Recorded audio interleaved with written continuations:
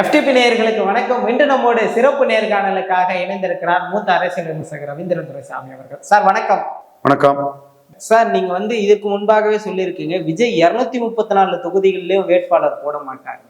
செங்கோட்டையன் அவர்கள் தாவேகாவிற்கு சென்ற பிறகாக அதிமுகவில் முக்கியத்துவம் கொடுக்கப்படாதவர்கள், குறிப்பா என்டிஏ அலைன்ஸ்ல நமக்கு சீட்டு கிடைக்காதுன்னு நினைக்கிறவங்க எல்லாம் தாவேகா பக்கம் திரும்பலான்ற ஒரு பார்வை இருக்கு சார். நடக்குமா காலத்துல? ஓரளவு கேண்டிடேட் போட முடியாத விஜய்க்கு குறைய செங்கோட்டையும் தீர்த்து வைப்பார்.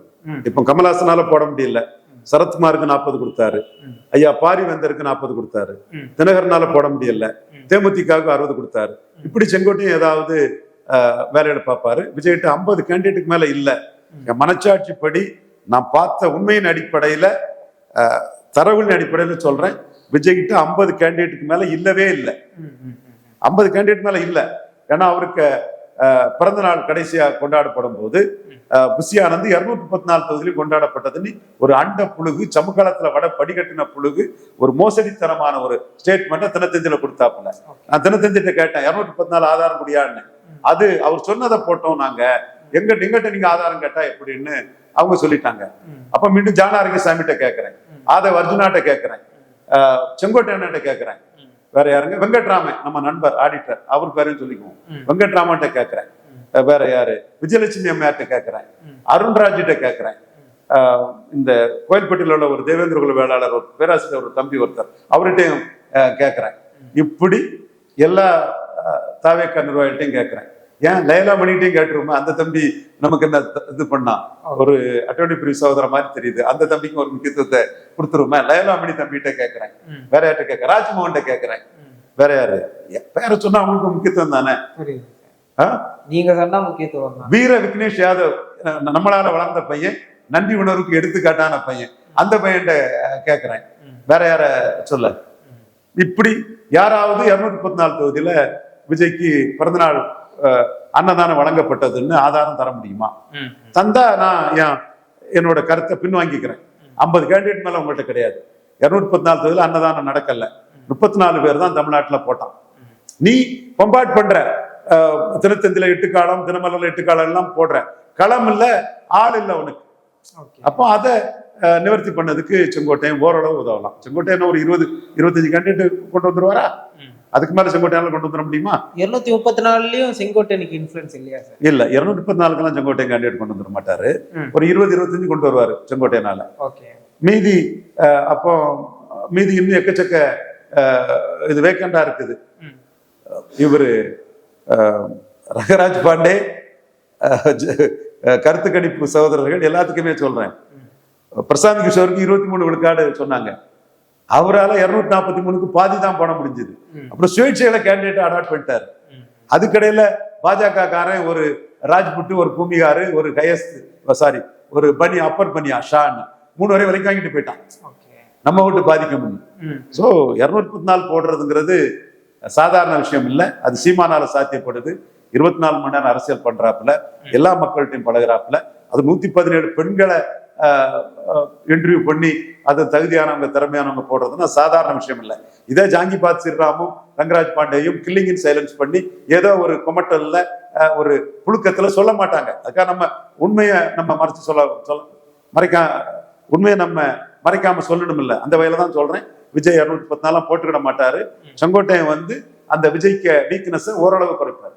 மீண்டும் கேட்கிறேன், ஏன்னா ஜாங்கிபாத் ஸ்ரீராம் கூட, அல்லது மதிப்புக்கு மரியாதைக்குரிய கிரெடிபிலிட்டியோட சர்வே பண்ணக்கூடிய துக்ளக் இதயா சகோதரர் உட்பட, தம்பி துக்ளக் ரமேஷ் உட்பட யார் மேலும் எனக்கு எதுவும் கிடையாது. எல்லாத்துக்கும் நான் பப்ளிசிட்டியும் வெளிச்சமும் தான் கொடுக்குறேன்.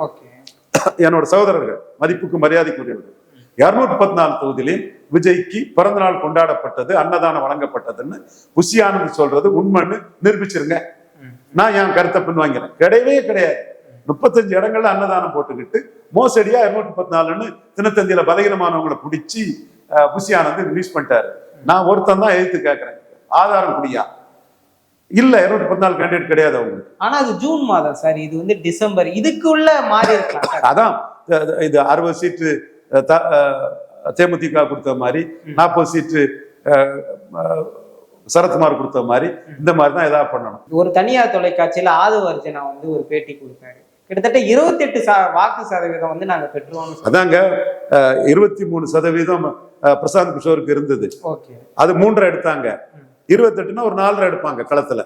கற்பனையில ஏட்டு சுரக்கா 28ன்னா களத்துல 4 வரும். கற்பனையில ஏட்டு சுரக்கா 23 பிரசாந்த் கிஷோருக்கு சிஷியர் தானே இவரு. பிரசாந்த் கிஷோருக்கு டுபாக்கூர்கள் தானே. பிரசாந்த் கிஷோருக்கு 23 சிஎம் கேண்டிடேட் இருந்ததா இல்லையாப்பா? உண்மையா இல்லையா? 3 தானே எடுத்தாரு. இவங்க 28 சொன்னாருன்னா 4 எடுப்பாங்க. இதெல்லாம் ஏட்டு சுரக்கா கறிக்கு உதவாது ஊதி பறக்கக்கூடிய பலூன் சார். ஆனா அவங்க வந்து இப்பவும் ஆதவர்ஜுனா சொல்றாரு, திமுகவை எதிர்க்கக்கூடியவர்கள்லாம் நாங்க ஒரு அடியில இணையதான் போறோம்னு சொல்றாங்க. யார் வேணாலும் சொல்லலாங்க. டாக்டர் ராமதாஸ் கூட சொன்னாரு, எனக்கு அதிமுகவுக்கு தான் போட்டினாரு. ஃபர்ஸ்ட் வந்து அதிமுக வந்து, செகண்ட் அண்ணன் வைகோ வந்தாரு தொட்டிய நாயக்கர்கள் ஆதரவுல. அங்க ஜாதி இருக்குது. தொட்டிய நாயக்கர் ஆதரவுல வந்தாரு. அண்ணன் தெலுங்குல தான் ஓட்டு கேட்டாரு. 3வது வலது கம்யூனிஸ்ட் வந்து, 4வது காங்கிரஸ் வந்து, 5வது தான் பாமக வந்தது. எனக்கும் அதிமுக தான் போட்டின்னு டாக்டர் ராமதாஸ் சொன்னார். ஏன்னா மற்ற 4 வெள்ளாள கொண்ட கேண்டிடேட், இது மட்டும் நாடார் கேண்டிடேட்டுங்கிறதுனால, நாச்சிமுத்து நாடார்னு ஒருத்தர்னால அவரு கோபிச்செட்டிப்பாளையத்துல நாடார் நின்று ஒரு 60,000 ஓட்டெல்லாம் எடுத்து ஒரு பாமக இதுல ஓட்டு எடுத்தவர் தான் நாச்சிமுத்து நாடார். இடைத்தேர்தலில் அது நடக்கல. பட் சொன்னது அதுதான் சொன்னாங்க. யாரும் வெற்றி பெற்று இருக்கவர்களுக்கும் தங்களுக்கும் போட்டின்னு தானே சொல்லுவாங்க. சீமான் மட்டும் தான் சொல்றாரு திமுக அதிமுக ஒரே குட்டையில் ஊறிய மட்டைகள். இப்போ செங்கோட்டையினால விஜயும் அந்த குட்டையில ஊறிட்டாரா? எம்ஜிஆர் ஜெயலலிதா, அண்ணா எம்ஜிஆர் ஜெயலலிதா கருணாநிதி அந்த குட்டையில ஊறிட்டாரா? சீமான் மட்டும்தான் இப்ப தனித்தன்மையோட இருக்கிறாரு. ஆதவ அர்ஜுனா ரெட்டி காரு சீமான் மட்டும்தான் தனித்தன்மையா இருக்கிறாரு. ஜான ஆரோக்கியசாமி நாயுடு காரு சீமான் மட்டும்தான் தனித்தன்மையா இருக்கிறாரு. நீங்க எம்ஜிஆர் ஜெயலலிதா வச்சு பிச்சை எடுக்க போயிட்டீங்க, பிச்சைக்காரங்கள் ஆயிட்டீங்க. உங்களை நம்பி உங்க மேல தன்னம்பிக்கை இல்லாம, உங்க மேல இது இல்லாம எம்ஜிஆர் ஜெயலலிதா வச்சு பிச்சை எடுக்க போயிட்டீங்களா இல்லையா? போயிட்டீங்களா இல்ல? நீங்க ஜெயலலிதா வச்சு எல்லாம் பிச்சை எடுக்க விரும்பல. ஜெயலலிதா வந்து நீங்க முதல்ல வந்து எதிராக தான் இருந்தீங்க. ஜெயலலிதா நீங்க சொல்லவே இல்லை. இப்ப செங்கோட்டையனுக்காக ஜெயலலிதாவையும் சொல்ல வேண்டி உங்க ஆளு வந்து ஜெயலலிதா நினைவிடத்துக்கு போகக்கூடிய சூழ்நிலையை உருவாக்கிட்டீங்க. அப்ப உங்க நோக்கம் எடப்பாடியை பலகீனப்படுத்தி எடப்பாடி உங்ககிட்ட கூட்டணிக்கு வர வைக்கிறதா? போட்டி அதிமுக நடத்துறீங்களா? உங்களை கமலஹாசன் கூட திமுக அதிமுக போட்டி டிவி பெட்டியை உடைச்சாரு. எம்ஜிஆர் ஆட்சி அமைப்பு கொண்டு வரணும்னு எடப்பாடிக்கும் ஸ்டாலினுக்கு எதிராக களத்துல நின்னார். எம்ஜிஆரே ஊழல் பெருச்சாணி சாரே அவர்களை கல்வி தந்தை ஆக்கினாருன்னு சீமான் தூக்கி போட்டு அடிச்சுட்டு போயிட்டாரு. அவரு கமலஹாசனோட 1 லட்சம் ஓட்டு அதிகம் வாங்கினாரு. இன்னைக்கு எம்ஜிஆர் பெரிய உத்தமராட்டும் ஜெயலலிதா பெரிய உத்தமராட்டும் விஜய் வந்து முன்னெடுக்கிறாரு. தன்னம்பிக்கை இல்லாம, தன்னை நம்பி நிற்க முடியாம, ஆதவர்ஜுனா போன்றவங்களோட தவறான ஆலோசனைகளால எம்ஜிஆர் ஜெயலலிதா முதுகுக்கு பின்னாடி போய் ஒளிறீங்க. சீமான் அடிக்கிறாரு, எம்ஜிஆர் ஊழல் பெருச்சாளி சாரே அவர்களை கல்வி தந்தை ஆக்கினாருன்னு எம்ஜிஆர் அடிக்கிறாரு. சீமான் அடிக்கிறாரு எம்ஜிஆர். ஜெயலலிதாவை வீரப்பன் கொள்ளக்காரன்னா கருணாநிதிக்கும் ஜெயலலிதாவுக்கும் என்ன பேருன்னு சீமான் கேட்கிறாரு. சொல்லாம் ஜெயலலிதா வீரப்பன் என்கவுண்டர் பண்ணது பெரிய சாதனைன்னு எடப்பாடியே சொல்லிடுவாரா? அப்ப நீங்கள்லாம் வந்து உங்க மேல தன்னம்பிக்கை இல்லாம ஒரு போட்டி அதிமுக நடத்துறதுக்காக எடப்பாடி இருக்கக்கூடிய ஓட்டு வந்து எம்ஜிஆர் ஜெயலலிதா ஓட்டு, அதை எடப்பாடி இருந்து பிரிக்கிறதுக்கான ஒரு மலிவான அரசியல், தன்னம்பிக்கையற்ற அரசியல், கோழைத்தனமான ஒரு அரசியலை பண்றீங்க. சீமான் சுத்த வீரனான்ட்டு பார்ச்சூன் பேவர் த பிரேவ்னு எம்ஜிஆர் ஊழல் பெருச்சாளி சாரே அவர்களை கல்வி தேர்ந்து ஆக்கினார். ஜெயலலிதா இன்ஸ்டிடியூஷனல் கரப்ஷன் பண்ணவர், ஊழல் வழக்கில் தண்டிக்கப்பட்டவர், அந்த இலவச கோஷ்டிகள்னு அடிச்சு தட்டி தூக்கிட்டு திற போடுறாரு. மாட்டிக்கிட்டீங்களா ஜானாரிசாமி நாயுடு காரு? மாட்டிக்கிட்டீங்களா ஆதவர்ஜுனா ரெட்டி காரு? சீமானுக்கு நிலைப்பாடு தெளிவா இருக்கு. மக்கள் தெளிவான இந்த நிலைப்பாட்டை தான் ஆதரிப்பான். கமலஹாசன் விஷயத்துல சீமான் 1 லட்சம் ஓட்டுக்கு மேல ஏறி வந்த மாதிரி விஜய் வந்து இன்னைக்கு களத்துக்குள்ள வர்றதுக்கு முன்னாடியே தன்னம்பிக்கையற்ற ஒரு எம்ஜிஆர் ஜெயலலிதா வச்சு அம்மா தாயே எம்ஜிஆர் புகழ எடப்பாடி கெடுக்கிறாரு, ஐயா தாயே ஜெயலலிதா புகழ எடப்பாடி கெடுக்கிறாருன்னு ஓலம் போடக்கூடிய ஒரு அரசியல்வாதியா செங்கோட்டையன் மூலமா நீங்க ஆயிட்டீங்க. இதுதான் இன்னைக்கு யதார்த்த நிலைமை. இதுல எம்ஜிஆர் ஜெயலலிதா புகழ செங்கோட்டையன் கொஞ்சம் காப்பாத்திட்டாரு. எம்ஜிஆர் ஜெயலலிதா பேசிதான் தெய்வங்கள் பேசினா எடப்பாடி வராரு. அத்திக்கட ஐநாடு திட்டத்துல புறக்கணிச்ச எம்ஜிஆர் ஜெயலலிதாவையும் எடப்பாடி இப்ப தூக்கி பேச வேண்டிய நிலைமைக்கு ஆயிட்டாரு. சார், இன்னமும் வந்து விஜய் அவர்களுடைய ப்ரொஜெக்ஷனை தாண்டி சீமான் அவர்களுடைய ப்ரொஜெக்ஷன் மேலதான் இருக்கிறதா நீங்க சொல்லுங்க? சீமான் ப்ரொஜெக்ஷன் விஜய் சம்பந்தப்பட்டது அல்ல. சீமான் ப்ரொஜெக்ஷன் திராவிட கட்சி தான், தமிழ் தேசியம் தான். அப்போ ஸ்டாலின், எடப்பாடி, விஜய் 3 ஒரே குட்டையில் ஊறிய மட்டைகள். குட்டையில் ஊறிய மட்டைகளை நாராக உரிப்புங்கிறதான் சீமானுக்கு நோக்கம்.